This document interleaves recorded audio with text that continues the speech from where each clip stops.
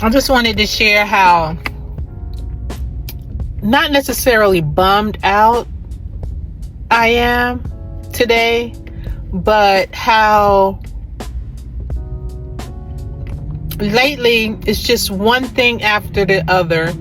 Whether it's in person, going to get food, go to IHOP and get food, going out in public, being at work, just every day, or watching something on the internet, you know, from the news or whatever. And it's like,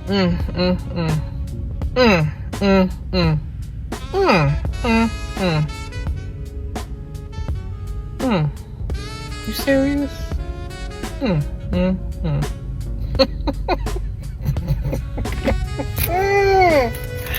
I have never.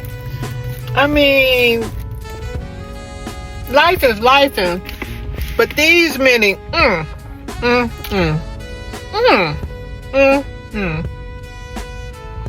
And the real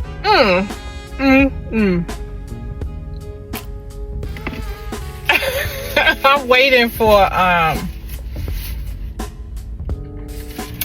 the news. I don't watch regular news. I watch independent news media. They just covered something else, you know, the one with the L&D, labor and delivery, with the mother. So I know that one's true. And then I'm really thinking and feeling that the one is true in Chicago. And as someone that turned into Muhammad Ali in elementary school, that all of this stuff pisses me off, but that one pisses me off as well. And it hurt because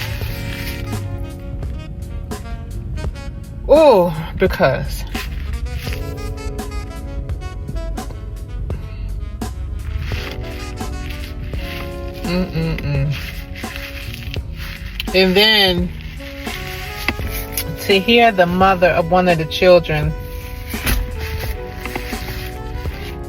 with that reply,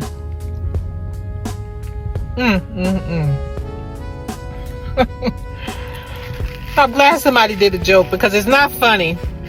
And I was scrolling and I watched, it was a female driving in her car, and she had a play gun, like a little plastic that you buy the kids. It was like a water gun or whatever. It was like green and orange or something. And she said she going to the place to Chicago to take care of that situation. I just fell out laughing, even though there ain't nothing funny about the situation at all. But I needed that laugh.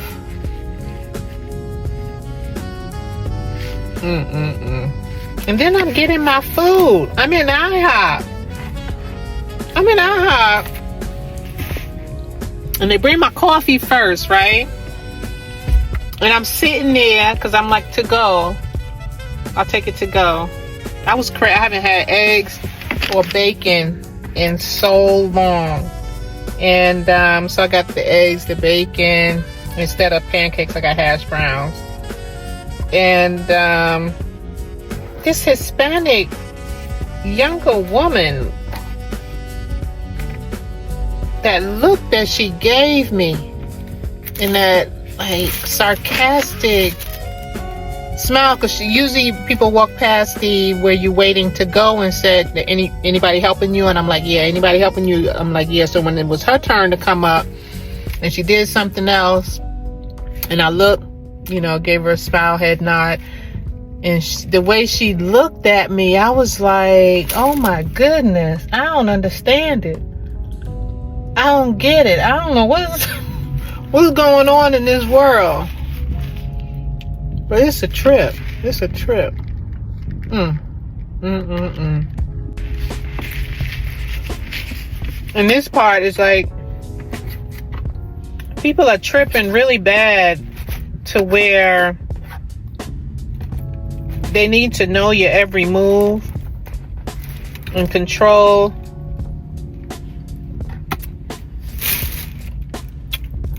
you and figure out what you're doing, how you're thinking, you know. It's a trip.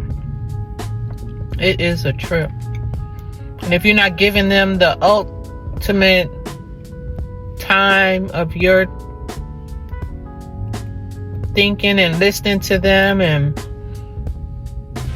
then not sharing everything about you, and they start asking questions, I don't know. I'm just thinking that I already know people are a trip. People are a trip. I'm sure I am a trip also in certain people's eyes. But people are a trip. And the more you see and the more you feel and the more you recognize, thank goodness I'm learning something to protect myself even more. Because people are a doggone trip. You know what? Seriously though, these are the times when you notice stuff and you see stuff, and it's best to remain quiet, because when you explain stuff like that, 9 times out of 10, people are not going to get it. They're going to shut down and devalue what you're trying to say, trying to twist it, and have you thinking, well, maybe I'm just looking crazy, or is why someone responded a certain way, or looked a certain way, or did something a certain way. Yeah, okay, I get it. Maybe it's just me. It's best to just continue in these type of situations where you observe things just for your own knowledge, and don't even say nothing, and give anybody the satisfaction to tear you down and have you doubting yourself on what you feel and your gut feeling. Keep it to myself. I need to go on in here. I wanted to share a little something, and I'm going to turn this into a random thoughts video as I do sometime. And I wanted to talk about something that just came to my head as I was getting ready to, because I was thinking about something else, and I said I'm going to do a random thought. And then something just shot in my head. I'm going to read to you what I put it in voice record. I was like, why is this? That's my thought. And then I'll read to you what it came back as I typed it into AI, responded to that. But I'm just going through my little thing right now, because it's like I really need to. I want to perm my, normally I would perm my hair, and I'm like trying to. This is annoying me.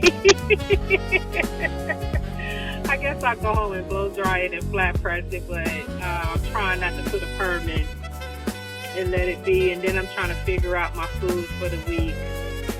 And I think I'm going to go, I just got my gas from Costco's, and I'm going to go into Costco's and get the bag of wild caught Alaskan salmon. And I made some mung beans the other night. I still have some black and navy in there. And I guess, I want to go to, I didn't really like the broccoli, the frozen broccoli in the bag, but I think I'm going to go where they have the long stems on the broccoli, the fat long stems. I used to, back in the day, cut them off and throw them away, but I hear that has some good benefits to it or whatever, but I just want some of those long stems, the broccoli with the long, thick stems on it. And I don't know, probably some of those little Asian things that have, it's like a dough, and you have potato in it or meat in it, and you can steam it in your, like your bamboo steamer over a pot of water, and just make me my meals for the week which I'm trying to get back into not eating until it's I'm about, from my work hours until the end of my work hours, and then some people call it intermittent fasting, but I'm in need of that right now. I could feel, just floating on my belly part, so that's why that. But anyway, here's what I've thought about, and I'm going to read it to you. I said, I got a quick thought, and it amazes me how, you hear therapists, whether you go to a therapist or you hear them talking to other patients. And the thing they say, do you have a support team? And who's your support team? Like, who do you go to for your support as a support system?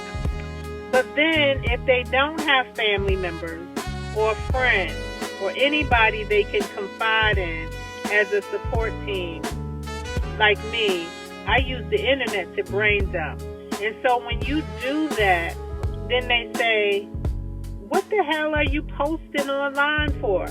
Nobody should know your business. And then they don't teach you how to not bleed over everyone when you do post your business, or how to formulate and tell your business online. The only thing they can do is point their finger at you and criticize you or laugh at you when you do put your information out there online, either saying that you just want to be seen, or they call you lonely, or you need to go find somebody, whether they are, go find somebody, anybody. It don't matter if they're abusing you mentally, physically, psychologically, or whatever. It doesn't matter. You just need to find that, and it don't bring it out into the public to try to find your own like-minded people. And I put, that just amazes me. And so when it came back, it said, you raise a profound and relevant observation about the contradiction in how society and even some therapists talk about support systems. Many mental health professionals emphasize the importance of having a quote-unquote support team, people you can rely on for emotional or practical help. However, for people who lack close family or real-life friends, the advice often seems to stop short, and the reality of loneliness or the need to seek alternative outlets is rarely addressed or compassionately or realistically. And I want to add to that before I go on to what they're saying. And then you have so many people that have committed suicide, have committed homicide, or tried attempts of homicide and suicide. I don't get it. I mean, it's not for me to get, but I'm just pointing that out, to be aware maybe, or to say I acknowledge that and I see that, and I don't want to be like that. It goes on to say double standards around support. There's a strong double standard in play. On one hand, you're told it's vital to have a support network. But on the other, if you reach out online, you might be met with criticism, judgment, or warnings not to share your personal life on social media. This can leave people feeling isolated and even more misunderstood. Navigating online support. The internet is a lifeline for many who don't have offline support. Online communities, forums, and social platforms offer connection, validation, and a way to brain up. I never saw that word put together like that before, in quotes. Quote unquote, brain up. To process thoughts out loud and find like-minded people. Yet people who post about their experiences online often get shamed or dismissed as oversharing, being attention seekers or lonely, instead of being seen as resourceful or self-preserving. Lack of guidance on healthy sharing. Most therapists and social messaging don't teach boundaries or healthy digital self-expression. How to talk about your experiences online without, quote-unquote, bleeding all over, unquote. Oversharing or exposing yourself to harm, or how to find safe, empowering communities. Instead of tools or strategies, the feedback is often simply, don't do that. This lack of nuisance leaves many people to figure it out alone, without emotional guidance or digital literacy skills. Stigma of outsider. Support the pressure to just go find someone. Get out of here. Just go find somebody else. In real life, ignores that many people have legitimate reasons for avoiding family, avoiding toxic friends, or unsafe situations they will avoid. The judgment that follows online vulnerability, being called lonely or ridiculed for seeking connection, reinforces stigma and disconnection. So it goes on to say your insight highlights a gap in both mental health support and a wider cultural understanding, acknowledging that finding community online, when done with self-care and awareness, can be deeply valid and healing. Education on how to share safely and build meaningful support digitally should be included in mental health discussions, not stigmatized. Alright, AI. Multiplies. Dankeschön. Thank you for that. Just sharing. Peace. Okay, so before I close this out, I think that bullying is even worse now and out of hand. It's always been out of hand. It's always been bad. But maybe because we're starting to see it more. And something else besides the recent incident that happened in Chicago, I noticed something hit close to home where my grandbaby, my oldest one is 10, and she started a new channel. And so she went to my TikTok, where there's a whole lot of videos. And out of all the videos, you know how the little kids, even the 4-year-old, those little fingers be swiping. They just kill me when you watch them on those phones, those iPads, and they swipe. And I'm like, how did she get all the way to one photo, one video that talked about bullying?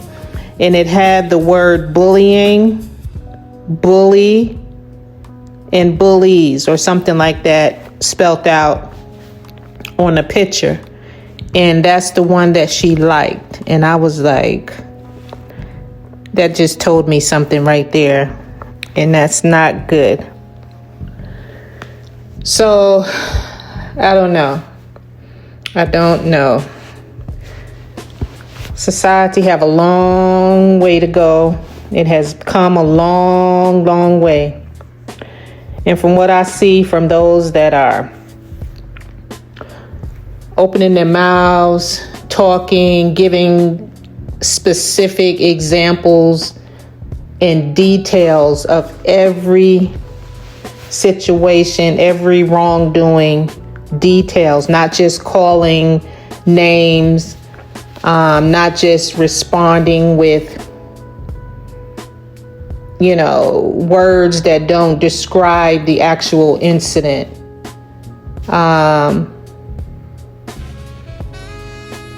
They're doing just a good job. That's all I can say, but it's troubling. It's troubling.